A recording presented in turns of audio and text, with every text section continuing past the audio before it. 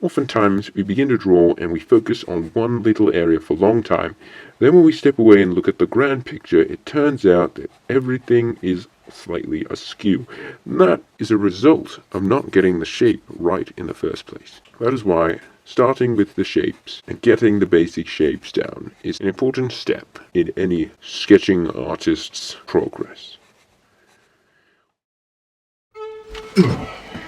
Good evening, folks. Knuckles Punchola has returned. He's returned with a mustache, all-tangled overcoat, and a new name. The name of Professor Punchola. Because I am teaching you how to draw. From step 1, sucking the pencil like a pacifier, all the way to drawing the Mona Lisa better than Leonardo da Vinci. Alright, let's get going.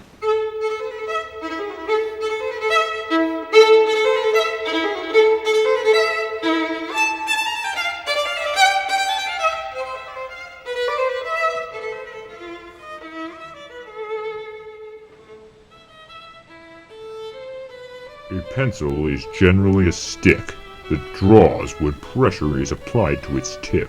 It has been utilized throughout the centuries. However, the modern-day adaptation features a graphite stick encased by a wooden grip. Many times, a rubber wedge is equipped to its backside, known as an eraser. An eraser is for one kind of person, a failure. And as far as I'm concerned, everyone on Earth is an absolute failure.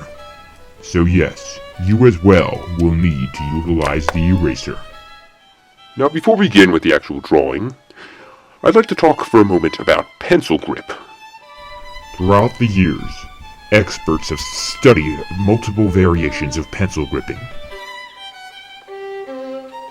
and to their disgust have found that the most simple variation of pencil grip is honestly the most effective. You must pinch the pencil close to the tip, allowing the back of it to lay against your hand. These two pinching fingers are guiding the basics for your pencil, where you want it to go. This one here is doing the detail work. So when you need detail work, you utilize this one. You use your palm as a pivot to lays against the table when you're drawing. You want to be careful where your pivot is, because if you're not careful, you'll place your pivot on a piece of beautifully drawn artwork and it will turn it into a smudged piece of disgusting filth. So we don't want that. When you're drawing something bigger, you're going to need bigger strokes. I would suggest using the entirety of your arm to do such a thing, which means your pivot will be now your elbow as opposed to your palm. But in general, just place it where is most comfortable to thee.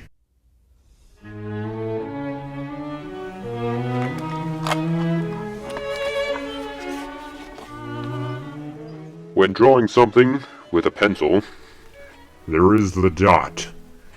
But more importantly, there is the line. There can be several different kinds of lines. There's squiggly lines, straight lines as I drew here, lines that are straight but disconnected, swirls. You can draw anything, but it all comes from this one singular thing, a line. So you need to know how to draw a line before you can draw anything. Now, a line, generally you want to be straight. When you draw your line, you seem to find it always ends up curved, because your hand is pivoting on this point here, which brings us to the concept of sketching. Now, sketching is to draw a very light drawing, which you can use as a guide to then draw your darker line on top. When your strokes are short, the curvature of them is less pronounced, and by using your brain for once in your life, you can continuously put these little unnoticeably curved lines together to form a straight line. Now, I'd recommend practicing drawing straight lines, because with practice comes less failure. The dashed line is pretty much the same. Now, for a curved line, you're just using your eyeball, sketching out the basic shape and then darkening it. As I mentioned before, because your head is pivoting, you're already naturally drawing a curve. To widen your curve, you must simply place the point of pivot further from where the pencil meets the paper. Now that we understand these lines, I would suggest practicing them, so that you're not as much of a failure as you used to be.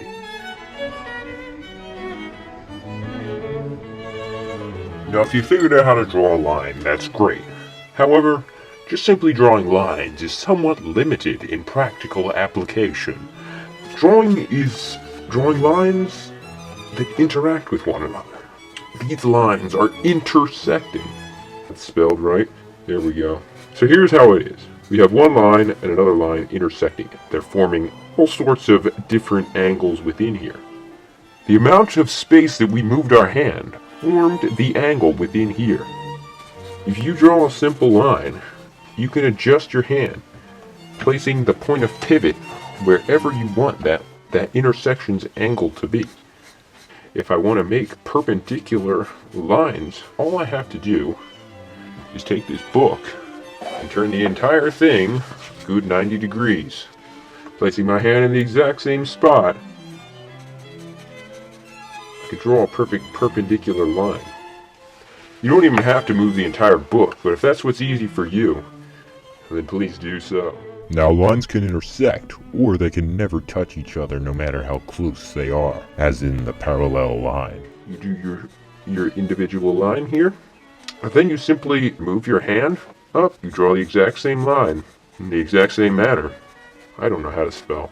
Let's just say that's how you spell parallel from now on. Drawing is more than just intersecting in parallel lines. Just as we had to put the lines together, we have to put their intersecting lines together to form a thing called a shape.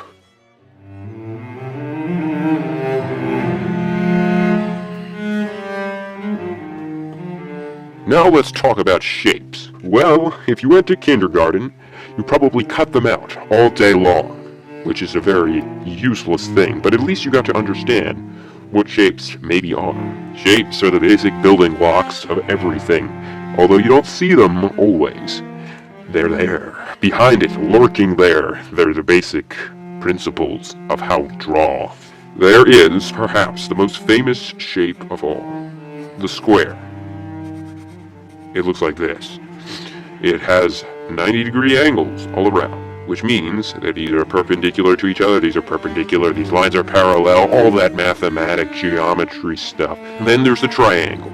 Triangle is a three-sided shape. Triangles come in all different angles. All these angles can be changed out. This is an equilateral one, because those are the best kind in my opinion, aside from the isosceles. Those are pretty good as well.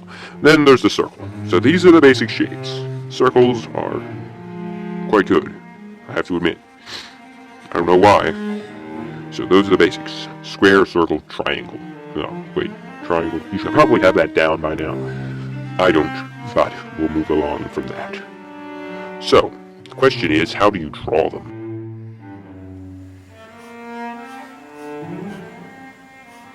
We'll start with a square. How to draw a square. This is an important philosophical question. Plato himself once considered the square. A perfect square does not exist in our physical realities, Socrates once spoke. Sure, we have seen many squares which look to be perfect to our eyes. However, if we were to analyze them down to the very atom, we would find slight blemishes in them. Only in our minds do the perfect squares exist. And it is this abstract square that all physical squares aspire to be.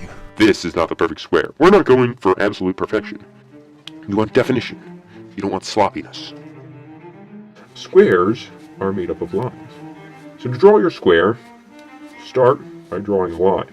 Then, going to move it over this way, just a little bit, and draw that exact same line. Don't press down too hard. Just draw a nice sketch. Turn your book a nice 90 degrees. Destroy this. Oh, dear. Put this man back where he belongs. Now, we have turned it 90 degrees. We're keeping our hand at the same angle that we had before. Then we're going to draw another perpendicular line and another perpendicular line. So we can darkly outline the actual shape, and we can remove the excess gunk. Now make sure that your square is actually a square, which means that the line segments that make up it are all of equal length. So this is one method of drawing a square. There is more than one method. If you don't feel like turning the book around or anything like that, you can always do that, but be aware that if you don't have much practice in drawing squares, they will probably end up looking elongated and warped and disgusting. So I suggest you take my suggestion. that is how you draw a square. I hope what I am saying is somewhat coherent to your ears.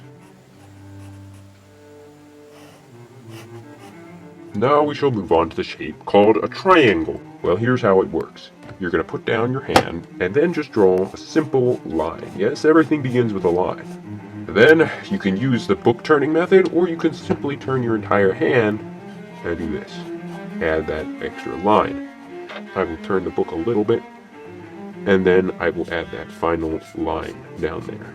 Now you can draw the darker outline of the triangle, and well done, it is complete. Now once you have the basics of squares and triangles, I would suggest starting to tinker with their designs, making things like rectangles, and parallelograms, and even changing the angles of your triangles. such as a sort of a right triangle, or anything of that nature. Any kind of triangle, any triangular shape. And then there's the circle. Of course, there is the cheat method, the utilization of a coin to craft the perfect, well, however, there's a problem. If you're like me, you generally have not a single penny in your pocket. Therefore, such a method is quite useless. But we do know what a circle looks like. Putting our palm down on a pivot point, we're already naturally drawing a curve. So we need to sketch, making a circular motion. Eventually, you'll start to notice the balance point between an oblongated oval and the circular shape, and you'll be able to scratch out a rough circle. It is much like drawing a line. You have to sketch it out and then darken it. It's going to take a lot of practice.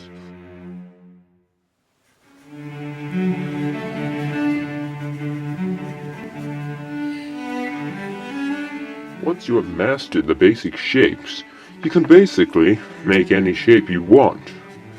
I've used the word basic way too many times. That can be crafted by adding all sorts of different shapes together. Build a square here, attach a triangle onto that, a nice circle right here, a rectangular sort of shape up here, a nice circular shape here, make a shape here, add these basic shapes together. And that will help you build a more refined and crisp drawing. A lot of things can be drawn well, organically, very rough shapes, but most of them, if you don't want them to turn out sloppy, are better if you start with the basic shapes, and then hew whatever you want out of them. Well, my folks, that'll be all for tonight's lesson. I expect you to do your homework, get to bed early, and brush your teeth. Get the sketching done. Next time we're going to break free of these two-dimensional constrictions and enter into a world of three-dimensional objects.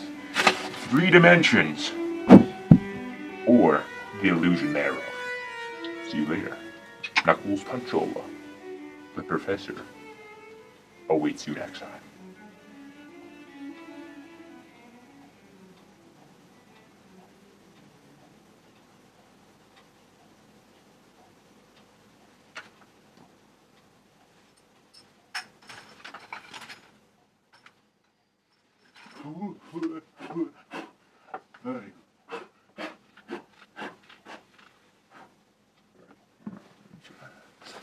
Lights.